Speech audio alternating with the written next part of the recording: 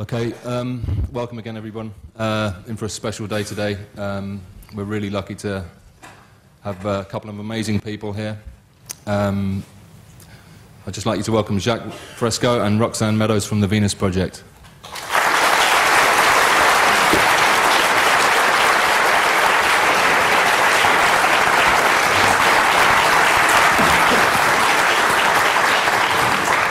Those of you back there hear me all right?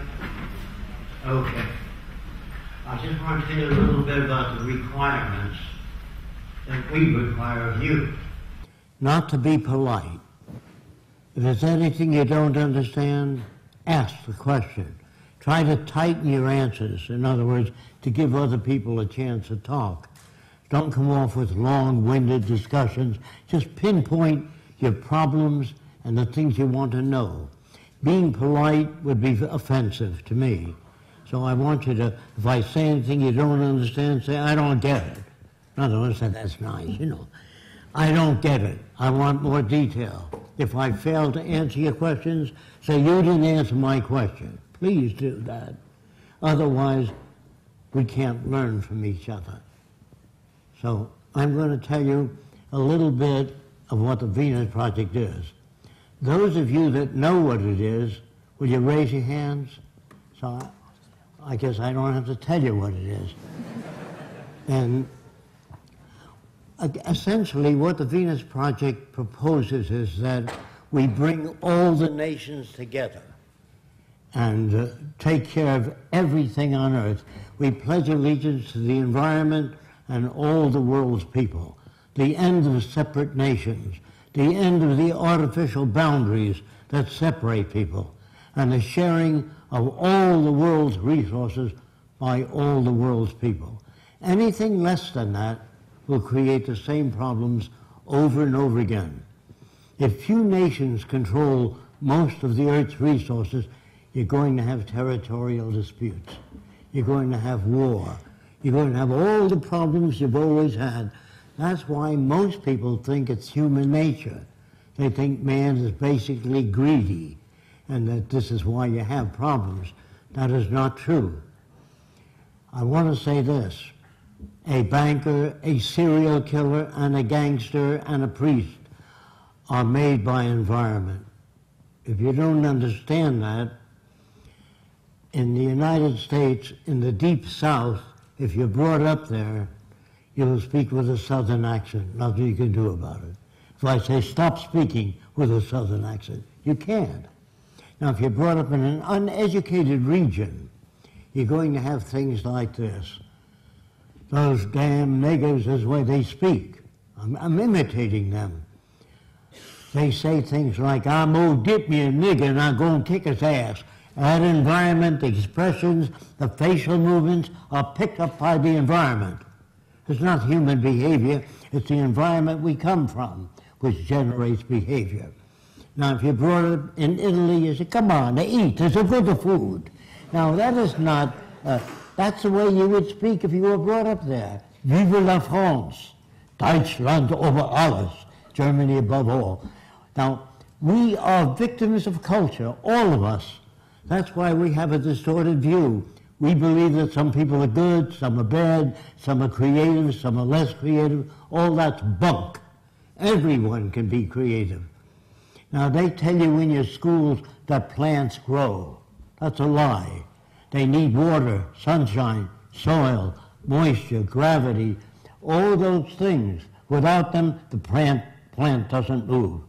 They tell you that sailboats sail. They don't sail, they're acted upon by the wind. There is nothing in the earth today that is not acted upon by resident forces, meaning the way you think, the way you move, your facial expressions. Girls behave differently than men, not because they're women. Because if a normal boy is brought up by 6 women, very effeminate women, and they say, oh, did I see a gorgeous hat? That boy will speak just that way. And if you're brought up in France, you'll speak with a French accent or a French-English accent. If you live in France 10 years, you move to Germany, you live there 10 years, you speak with a German-French accent. Not a thing you can do about it. So your facial expressions and your language was designed hundreds of years ago. That's why we can't talk to each other. We talk at one another, not to one another. Now, a lot of people don't understand that, so I'll say that the Bible, when you read it, he says Jesus meant this. He says, oh no, he meant that. And the third person says, you're both wrong. That's why you have the Seventh-day Adventist, the Catholic, the Presbyterian, because the Bible is subject to interpretation. All our language is loused up. It's subject to interpretation, except chemistry, physics, mathematics, engineering is not subject to interpretation. When engineers talk to each other, if they talk of the tensile strength, compression strength, torsional strength, so the language is not subject to interpretation. And if you take a blueprint of an automobile from America and bring it to Japan, they turn out the same product, not subject to interpretation.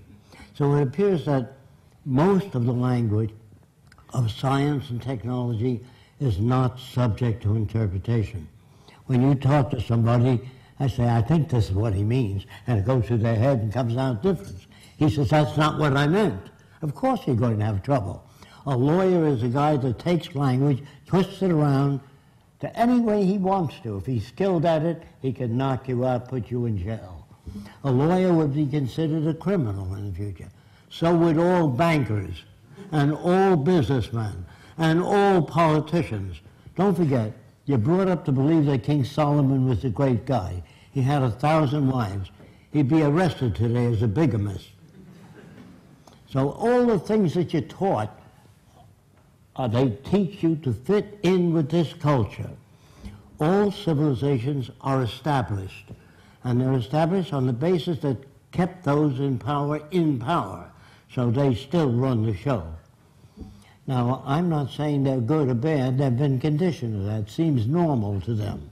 So if you were raised by the headhunters of the Amazon as a baby, and I went to you and said, doesn't it bother you to have 10 shrunken heads?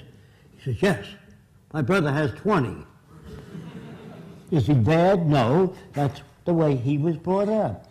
So you see, there's no such thing as thinking things over. You think within the context of the way you were brought up. If you ask an Eskimo, what do you want? You can have anything you want.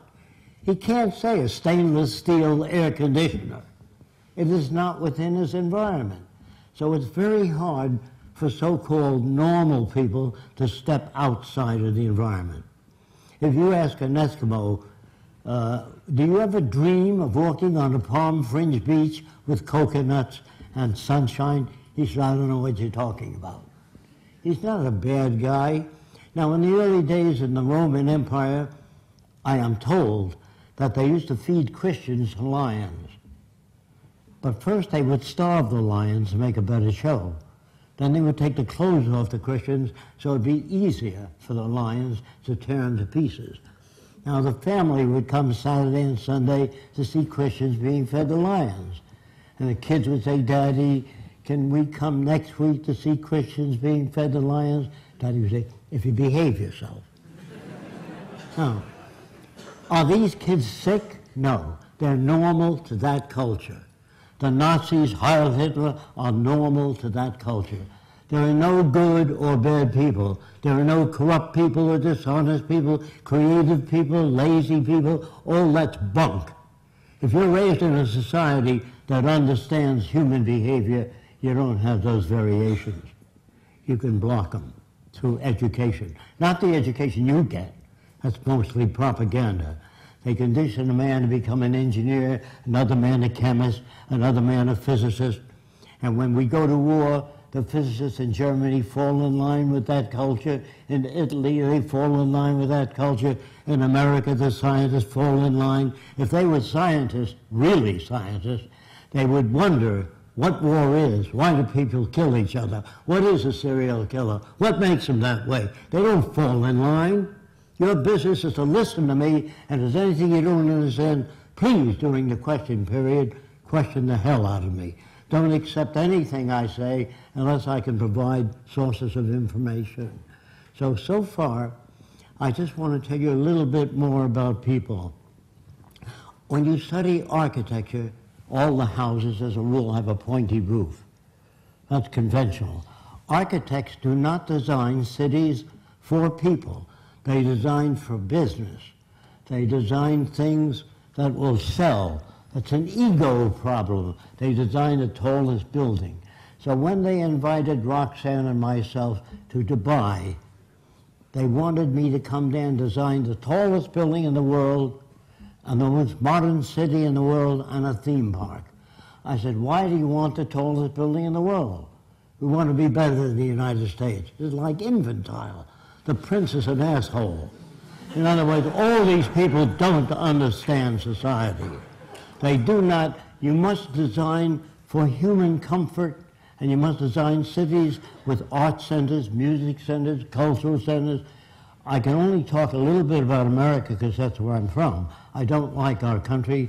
It's completely corrupt. And that's for most civilizations today. They're all corrupt. I'm sorry to say that. I don't like what I'm saying. I wish it were otherwise. So what I want to tell you is that we are brought up in a system called established. Established means it serves the interest of the lead group, the control group. What we really need is an emergent society. Emergent society means that there's no utopia, no fixed system. If I were to design a city, and that city would be a straitjacket to the kids of the future, they'll design their own cities.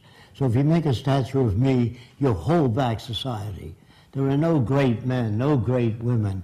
All people are creative, but they're not brought up to know what that means. I want to give you, most of your language should be subject to definitions, clear definitions, and we don't have that. When we say we have a great nation, what do you mean by that exactly? Another person says to me, I believe in freedom. I believe in participatory democracy. So I say, do you really believe that? They say yes. So did you vote for the Vietnam War? I guess not. Did you vote for the space program? I guess not. Did you vote for highway design, the Capitol building, procedural systems? No.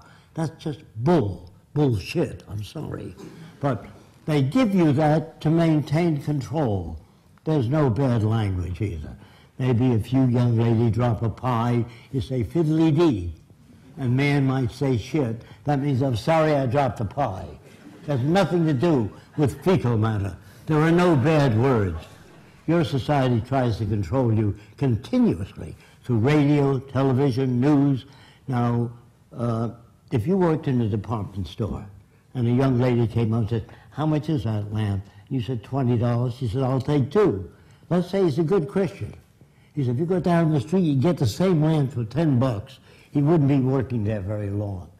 So when they tell you that your government likes you, they're working for you, you wouldn't outsource to another country. You understand? If you outsource jobs and production for other countries, it means all they're concerned with is the bottom line, profit. And that's very disadvantageous to people.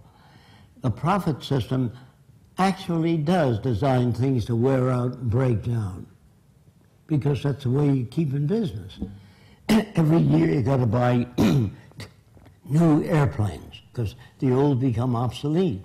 So war has always been good business. A friend of mine, when you're drafted into the army or you join the army to protect your country, you put your life up for the country. So they should conscript all the war industries so no one makes a buck out of war. Then it's real. On the same basis of pay of soldiers. But if you make millions selling aircraft to the army, he sells machine guns, she sells submarines, it's not honest. Now I knew a guy named Alexander P.D. Seversky, who owns Seversky Aircraft Company. He said during World War II that that the government should buy long-range bombers to knock out the power projects in Germany. If you knock out the dams and the power projects, but if you shoot soldiers out in the field, they can keep producing munitions and bombers and airplanes. Do you understand? Even war is corrupt. It's corrupt as an operation.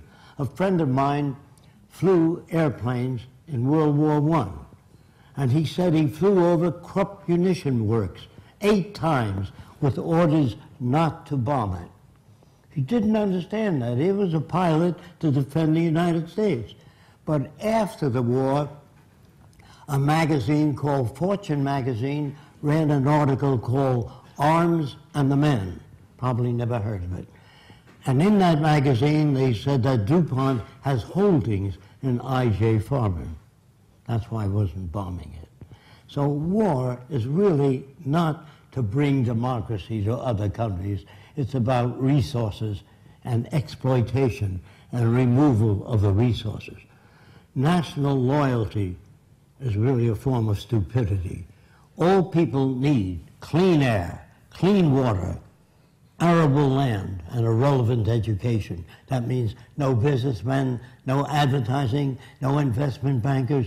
Relevant education means how to restore the environment and the damaged reefs. Not to, you know, I don't know if I told some of you this, but the United States Army about 45 years ago dumped 65 tons of nerve gas off the coast of Miami, near the Gulf Stream. How can you love the country and do things like that? How can you care about people and bomb their cities? We'll fire and press a button and wipe out cities. The reason people do that, they get a medal. They get an X on the fuselage of how many planes you shot down. I used to work for Ernst Udet. He became the head, one of the top brass under the Nazis. Well, I worked for him at Roosevelt Field. And I said, how did you shoot down 70 airplanes? And he said to me, I would fly above aerial combat and watch the rookies that couldn't handle planes well and knock them off. Now, what kind of a person is that? He's a war hero, great man. Eddie Rickenbacker, the same. They're bums and stupid people brought up by an arrogant society that doesn't give a shit about anyone else but the established institutions. So I'm trying to tell you something. We must join together with all nations, take care of the earth together and one another. When you think of the cost of World War II, I'm not just talking about the military cost. I'm talking about taking care of veterans after the war for years. And then all the cities bombed out, the museums and art.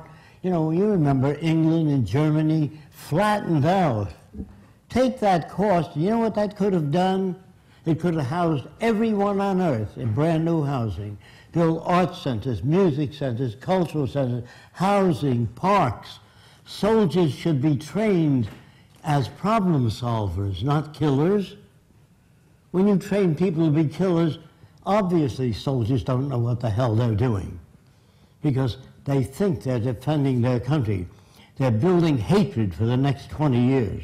When you bomb the Arab world and flatten it out, you're not doing any good. So years ago, when I was proposing this society, I said to myself, Jacque, how are you going to change everybody in the world? They all think differently. Some people have 10 wives, you know, in some nations. It's all so very different. How are you going to change them? That's what thinking is, talking to yourself.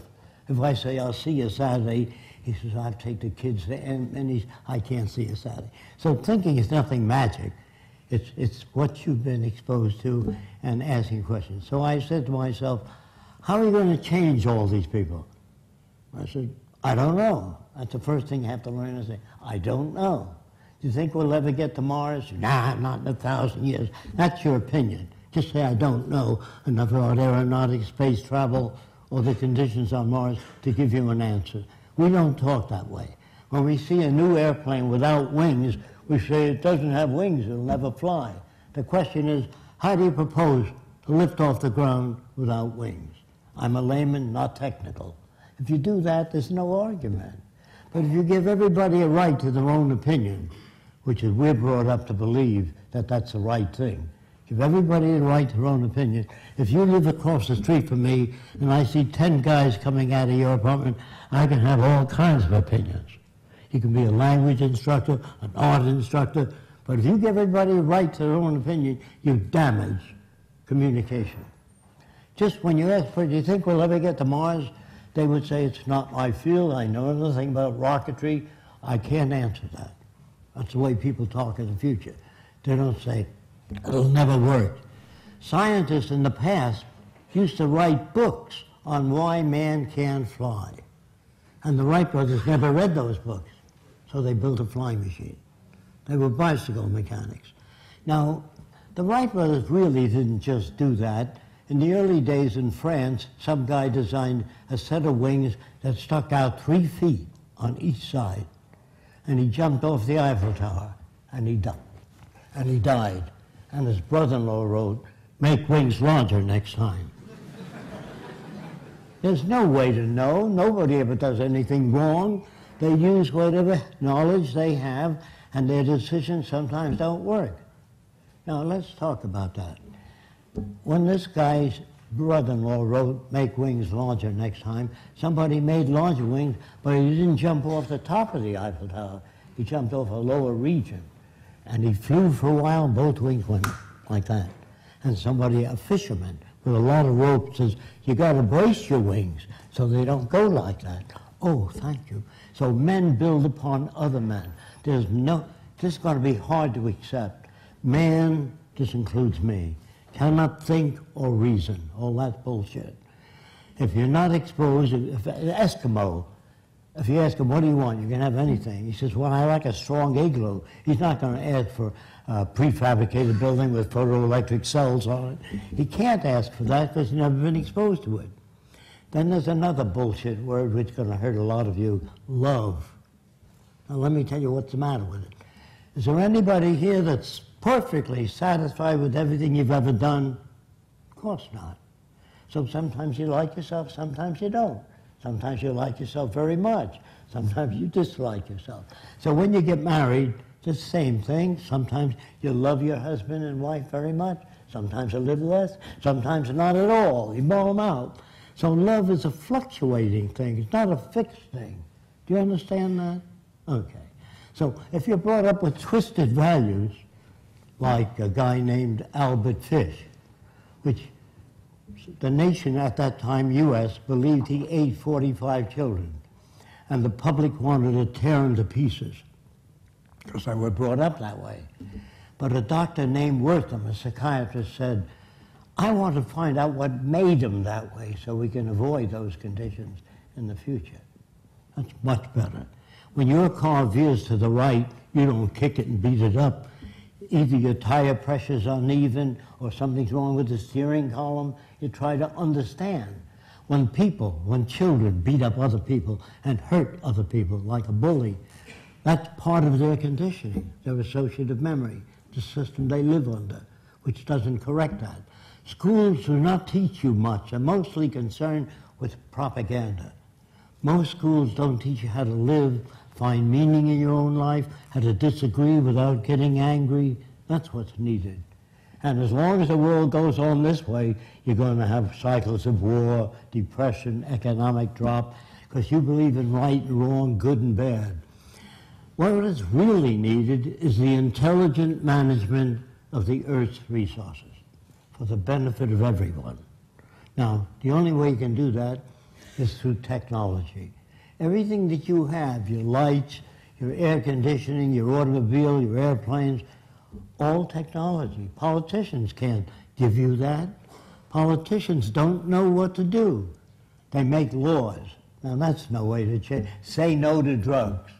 Well, that's not going to stop a person from selling drugs as long as there's money in it. But if you do away with the money system and build access centers where anyone can have access to the necessities of life without filling out 1 million forms or appealing to Fresco, it's all available to everyone.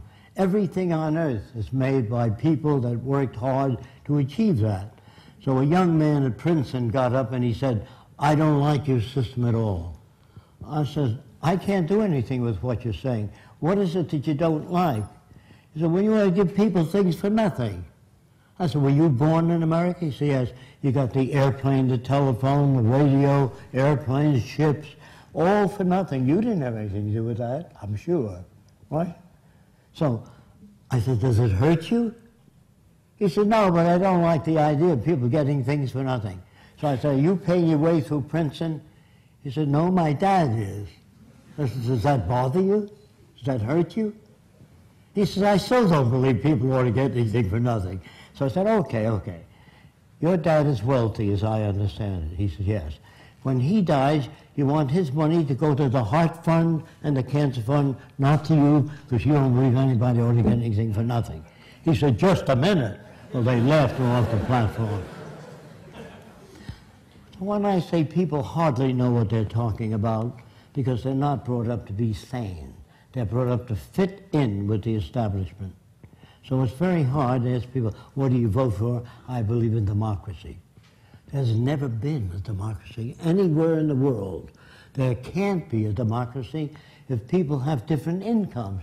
If you get minimum wage and your kid gets sick, you can't take him to a doctor because you can't afford it. So he buys a used car. The used car breaks down more than a new car, and he's up to debt up to there. He has to take his kid to a clinic, lose a day's pay, and he's on minimum wage to start with. So how do you look at that? How can you have a democracy if mothers are not educated on how to feed their kids nutritional food? Today, they pump chickens to grow faster, put ingredients in food to color it to make it look better, and add artificial flavoring in many instances. And so you don't get the best food.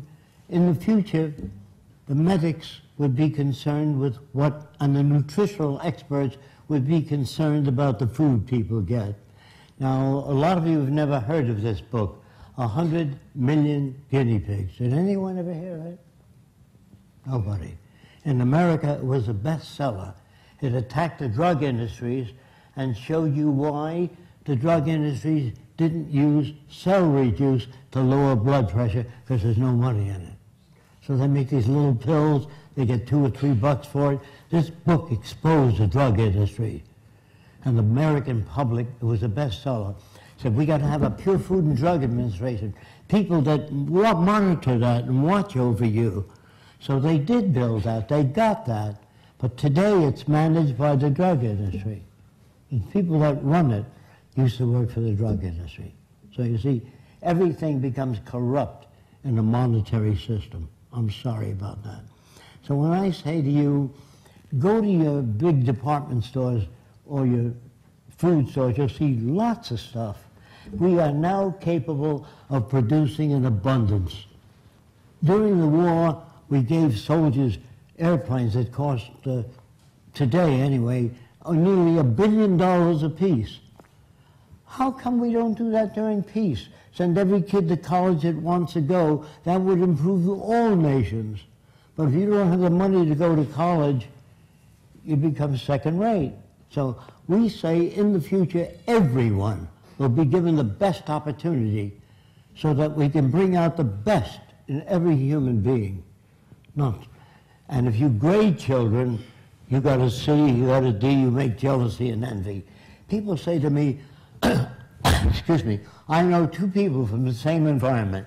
One turned out to be a priest, the other a gangster. If environment is everything, how do you get those differences? You get those differences by playing with the youngest child, 4 years old, while the 7-year-old stays at a lower level. You can't play with one kid. This is my youngest kid. You must take the older kid, put him on your lap, and the younger kid and say, this is your baby brother. Never say to a girl, why can't you be like your sister? She puts everything in her place. You leave everything all over the place. I have to pick up after you. Then the sister becomes jealous. That's where jealousy comes from. It comes from poor manipulation of the variables. In human behavior, if you give one child or treat one child as your favorite, you hurt the other children. If you grade children in school, you hurt the other kids. I got an A, what did you get? F, failure, you know. So people have different attitudes. So people that steal, all of us, by the way, are prostitutes in this system. If you sing and you sell toothpaste, you're a prostitute. If you get up and you say, I got just the house you're looking for, you're a prostitute for the establishment. So there's no good or bad people now. We're perfect reflections of the culture we live in. Again, I'm sorry about that. So if you begin to think outside the box, here's what that means. I was told by a Catholic priest who told me there are things beyond the physical, that you're trying to make the world a better place, but there are spiritual aspects. I said, what do you mean by spiritual? You mean you have no locks on your door, and you bring everyone in your home, and you feed the hungry? Oh, no. So the word spiritual, if not defined by what you mean by it, a truly spiritual person carries out the teachings of religion or the finest viewpoints they can carry. Now, Jesus never wrote anything. He talked to people. And people said, I think this is what he meant. No, he meant that. So you got all these different things. And then God, let's take God, for example, the old guy sitting up in the clouds who knows everything. He's omnipotent. You don't have to tell him anything. He made every bug, every tree, every galaxy. And then Jesus proceeds to insult him. Here's where he insulted him. Just before they crucified Christ, he looks up and says, Father, forgive them, for they know not what they do. And God said, gee, I didn't know that. So how can you pray to a God? How can you talk to God? You can't even talk to Einstein, most people. And they're always talking to God. They think, due to ego problems, that they're specially selected. The Jews are God's chosen people. The Germans are the master race. You know, all these little egocentric people think that they're put here to lead the world into a better direction. I may get shot, like Martin Luther King. He tries to do something, boom, he gets shot. Now, the people that don't get shot, as a rule, are guys like Hitler.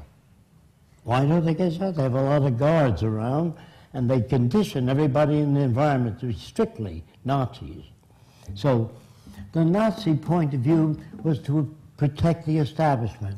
All money systems, as they begin to collapse and change, they move toward fascism, always.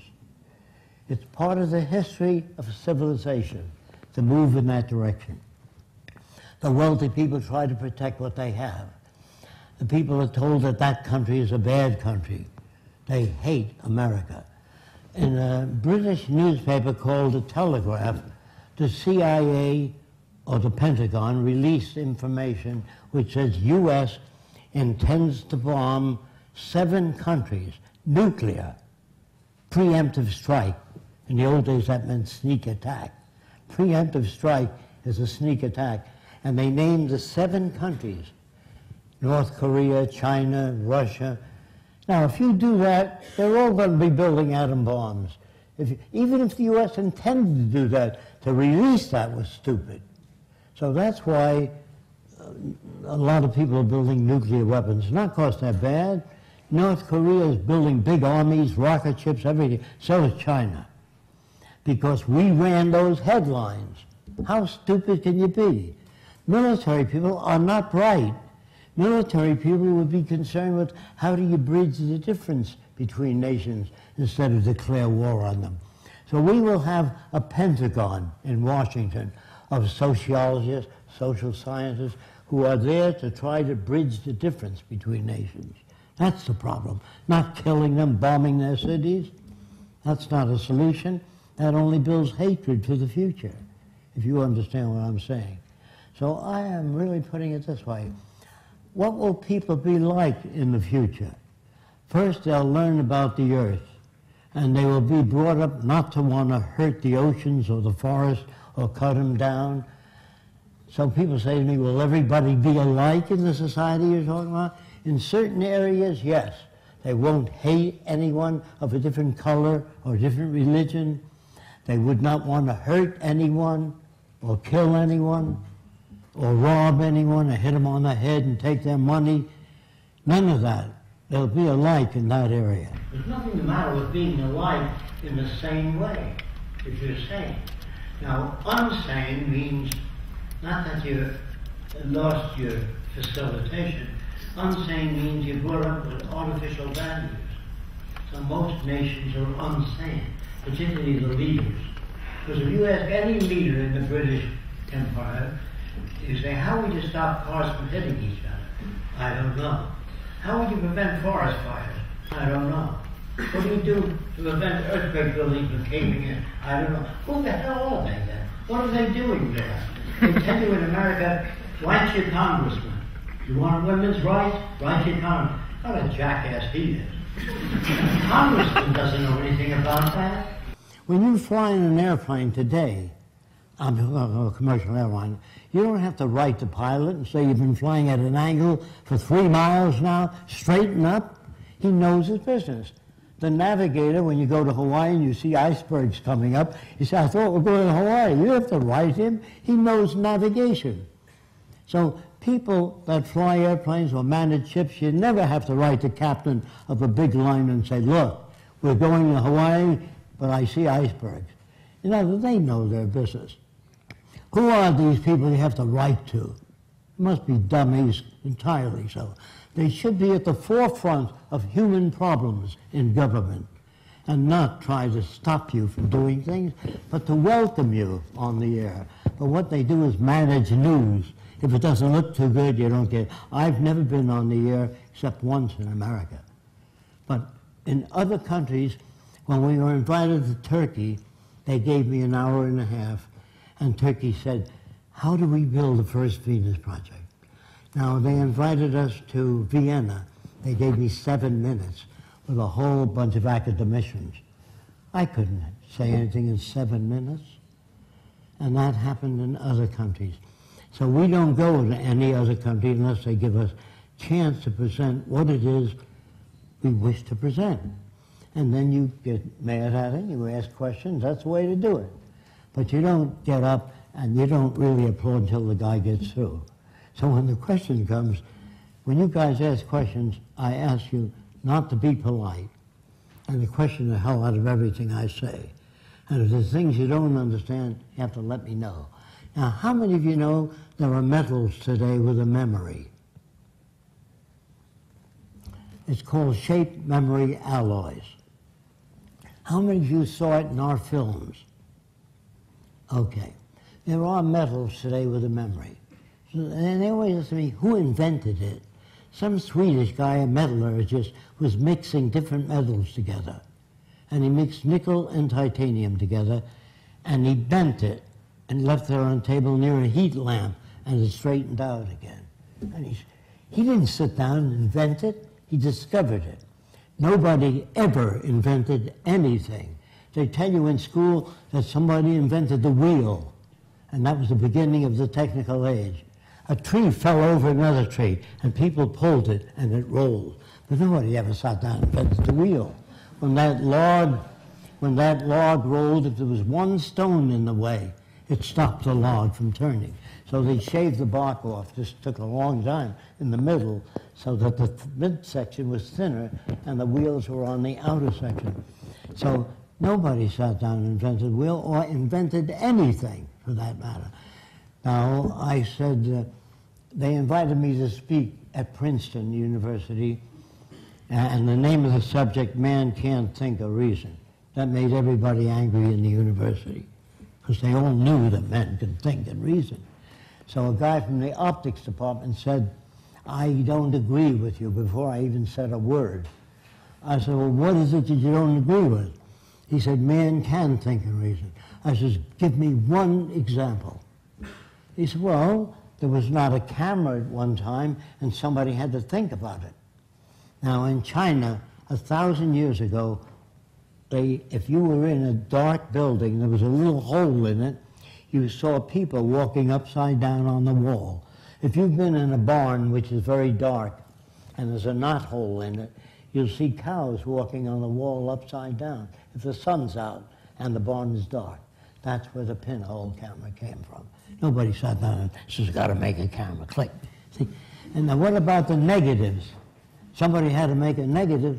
The American Indians used to take berry juice and squeeze it on mats they made for the floor of the wigwam. They'd squeeze blueberry juice, cherries, and so they get patterns. But if a leaf fell on the berry juice, you picked it off, there was a print of the leaf. That's where the print came from. And people walking barefoot in sand suggested the mold. You understand, when you make a mold, you put something in it? Nobody can sit down and invent anything. The first guy that tried to fly died. Probably the first 100 guys that tried to fly died. So if you do medical research and you work for 3 years on cancer and he finds out what doesn't work, I read his book and 2 years later I come up with a little bit of an approach to cancer. I get a Nobel Prize, he gets nothing.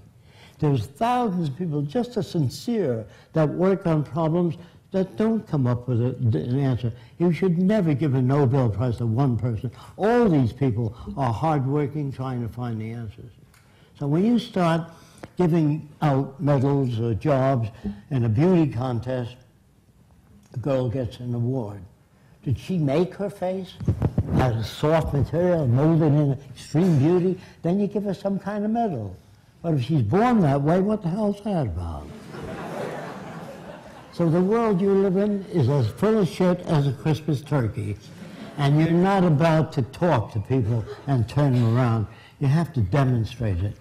The shaped memory metals that I was talking about is made of nickel and titanium. It's a wire. And if you took that wire and bent it in form so it spelled out Jesus Christ, put it on a table, put a hot lamp over it, straighten it up and put it on the table and go like that, and it'll go back to Jesus Christ. You can build a following with shaped memory alloys if you want to. Now, most people don't know where the earth came from. They don't know where life came from. And so they invented a God who made a man and a woman. Then he kicked them out of that beautiful garden. How did he do that? Snakes used to walk upright. And the snake said, eat of the fruit of knowledge. Who made the snake? God. But he loves you. Made the snake. And then he says, screw around with your best friend's wife. That's what the tempter was. So the snake was so bad that God got angry at what he created. And said, from now on, you have to crawl on your belly. So that's another thing they have about horses. The reason a horse sleeps standing up, because some holy man once asked this horse to take him across the river. And the horse said, no, you have to sleep standing up. So you have all this stupidity. Galileo found seashells on the mountaintop. He took it to the Catholic Church, and he said, maybe the mountain was once under the water and was pushed up. And the church said, no, the devil put that stuff there to confuse you. Now, anybody that believes in God, you must think that the kind of God man makes more like themselves. The guy that gets angry, creates flood, disease, that isn't God. And if you don't follow the Bible according to God's teachings or your religion, you burn eternally. That sounds more like a psychopath, not God. So, if you believe in, I asked Einstein once, do you believe in God? And he said, which one? I said, well, he knew that the Jewish God says, if a man takes your son's eye out, you take his son's eye out. An eye for an eye and a tooth for a tooth. The Christian God says, when a man strikes you, turn the other cheek. That's what he means by which one. All these gods are jerks that man make. They're more like themselves.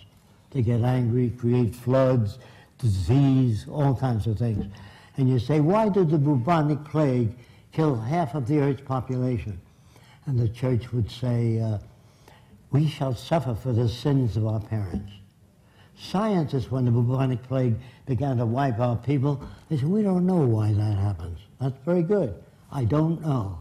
So they found that fleas that live on rats infected people with the plague, and they began to kill the rat population and wiped out the plague.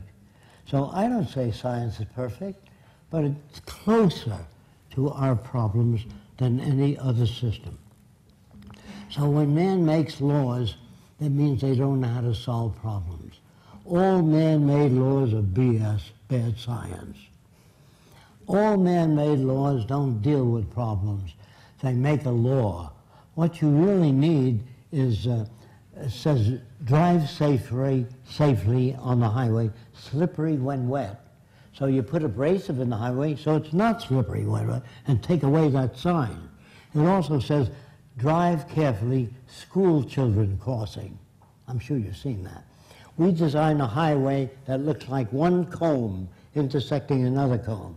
And when the kid presses the button, the highway turns up like that. So no car can hit a kid. Do you understand that? That's what you really want. You don't want the sign out there. These dummies that are politicians are not technical. Now you're going to have to take my word for it because most of you don't look old enough. When I was a kid, trolley cars had a platform along the side. And if people were late for work, they got on that platform. And they were hit by cars. So the conductor said, get in the car or off the platform. I had a small rubber tube, not very hard to hurt you, but get in the car or get off the platform. But when people were late for work, they still remained on the platform. A lot of people were killed in 10 years. Finally, they took that problem to an engineering firm. And the engineers said, what do you want? We don't want people on the platform, so they retracted the platform. When you got in the car, it turned up. That was the end of the problem. People really don't know what to do, so they put up a sign, thou shalt not steal, don't be dishonest. That doesn't change people. You can go to Sing Sing prison, you see guys with a cross around their neck. And I remember during World War II how the minister of my church at that time, he blessed the war tanks and he blessed the soldiers. It was Catholic. And in Italy, they were blessing the war tanks there. Same priest, same religion. Religious people are extremely stupid because if you open the Bible, you'll see that Noah's Ark would have to be at least a mile long to take 2 kinds of every animal. And where do you get the polar bear and the giraffe? You know, and the ship would be so full of shit. Who cleans it out? So the stories in the Bible are not bad. They're fantastically elementary. Stupid stories about Moses lifting up his wand and the Red Sea parted. God could put the people on the other side of the Red Sea without parting it, just go like that. And they say that God so loveth the world that he gave his only begotten Son that others might have eternal life and not perish. Well, when you examine that, the witnesses, according to the Bible, say after Jesus was good, he arose and went back into heaven. Where the hell's the sacrifice? You understand what I mean? Read your Bible. Don't take my word for it. It's such a bunch of garbage written by very ignorant people, like our language was designed hundreds of years ago. That's why I say we can't talk to each other. And that's why lawyers exist. They can take language and do whatever they want with it. So the books are available on our website. They're not our books. One is called Mind in the Making by James Harvey Robinson. If you want to know communications better, it's The Tyranny of Words by Stuart Chase. And if you get these books, they don't put society together for you, but they deal with communication. They deal with different aspects. Then there was a guy named Sir Jagadish Chandra Bose. Did anybody ever hear of him? He came to the Royal Society with new ideas, and they laughed at him. And he went back to India, the Bose Institute. When the British people, scientists, went to his lab, they were amazed, brought him back to England, and he was knighted Sir Jagadish Chandra Bose because they checked things out. Scientists don't always check things out. They say that we want to know how all of this began. Where did the word beginning come from? The Bible. So they say, what's the Big Bang? What was there the day before the Big Bang? Where did God come from? Who made him? How did he get the job? You know, nobody has that question. They all say, why do they believe in God? Because they've never been told enough about how nature works. You can take a steel ball and heat it to 500,000 degrees and it becomes a vapor, but it doesn't stop existing. It still exists as radiant energy or vapor. So in science books it says matter cannot be created or destroyed. That means that it never began. This notion about, even if I kicked a bucket, if you bury me 1 foot down in the soil, all the plants get taller above me. All the worms get fatter. So what happens at Fresco? It becomes part of something else. So the stuff you eat is what you are. Your cells, if you eat chicken or cow meat, it's turned to human cells. So the stuff you're made of is stuff you ate. Plants, things of that sort. That was always here, and when you kick the bucket, the gases go off into space, your material is eaten by worms, the soil absorbs something. I don't like that. Sure, I wish I went to a land where everything was okay, and I had white wings. Now, all the angels painted on the ceiling in church, the wings are too small. They have to be at least the length of the body. Now, if the angels flew without wings, that would be a miracle. I'd like to find out without this sort of thing. And then you take people that commit crimes and you put them in jail for 20 years or life. That isn't understanding. Judges would all be considered criminals because they know nothing about the background of the person. If you're brought up in Japan and you're told American gangster, all American gangster. In Germany, Americans, Coca-Cola and cigarettes. That's the Amerikanisch. So if you're brought up in a certain country, you're made to hate during the war. Like I used to sing in school, Pretty Parasol and Fan in far off Japan, how nice the Japanese were. When they attacked Pearl Harbor, I was kind of disappointed.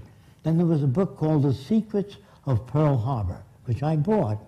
And Admiral Halsey opens that book with how we got the Japanese to attack Pearl Harbor. I never knew that.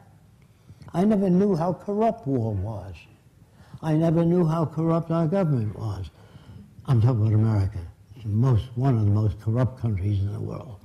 I'm sorry about that. There's nothing I can do about it. All I can do is get up and talk this way.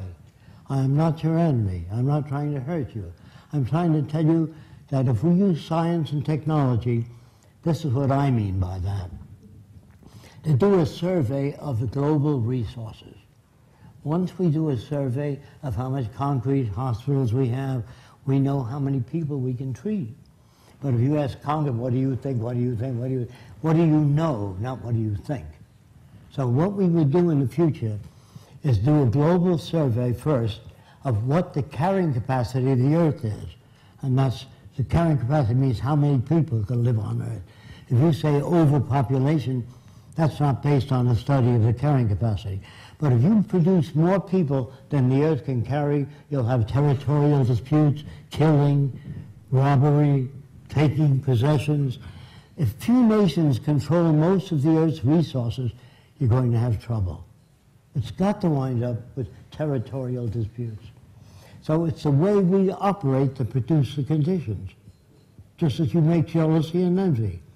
If my wife fell in love with somebody else and wanted to leave, normal people say, you're not breaking up the home, you little tramp, you know. The question is, it means you're not meeting her needs. It doesn't mean you're bad. If the husband seeks other women, he may be tit man, leg man, ass man, hair man. Men are brought up with all these different values in this system. If you cover a girl, you're going to create problems.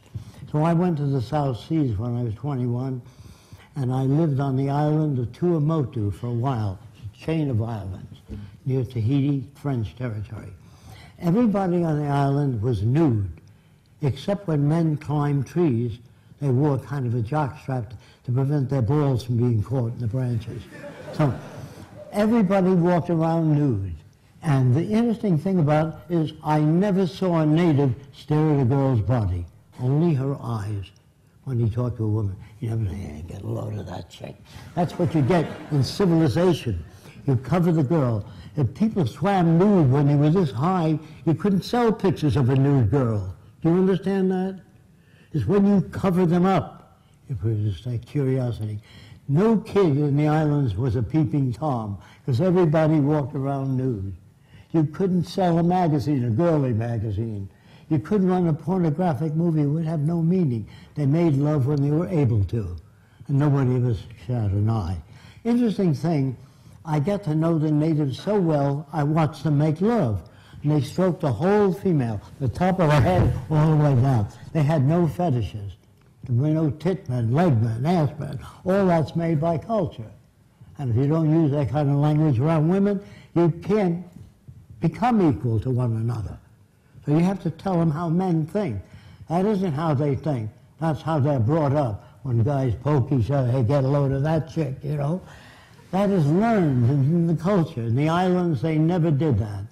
It's like you stroking a dog. You stroke the whole dog. You don't stop at the balls. You stroke the whole dog. Understand? So I think it's a time to open it up to questions.